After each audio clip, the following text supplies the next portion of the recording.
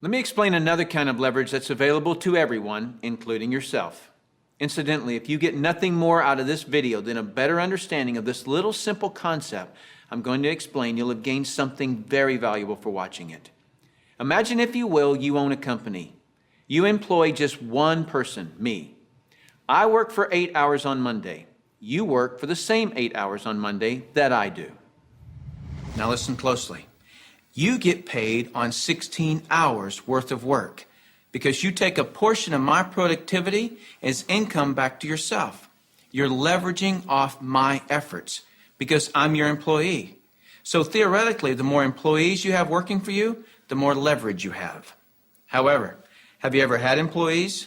If you have, you know that in theory, hiring employees sounds great, but it's very difficult to reach leverage through employees. I've heard it said that if you have one employee, you have one headache. If you have 100 employees, you run an adult daycare center. And the reason being is this: no employee will ever work as hard for your company as you will, because they don't own it. Here's my rule of thumb for reaching true leverage. If there's one sentence that epitomizes the entire video, it would be this: to have true leverage, you must create a situation where everyone has the same amount to gain. Only then do you have true leverage. Let me give you an example of this type of leverage. Let's say that I'm a real estate broker and I hire an agent named Robert. Robert goes out and sells a building. Robert earns a percentage of the selling price of the building, and so do I, the broker. Why do I, the broker, earn a percentage when it was Robert who sold the building? Well, I did some of the advertising. I trained Robert. I had the initiative to go get my broker's license in the first place. I put up the risk. I did a lot of things. And so it's valid that I, as the broker, earn my money. But Robert doesn't work for me as an employee. He's an independent contractor. He just hangs his real estate license on my wall. My point here is the broker and the agent have the same amount to gain from the sale of the home.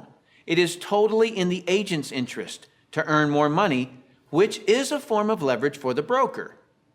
There is a flaw in this leverage situation that I've shown you, and it's this: the broker can have multiple agents, but the agents cannot. The broker has leverage, the agents don't. Until the agents do what most brokers dread. What happens when I, the broker, have been real effective at teaching Robert to be a good agent?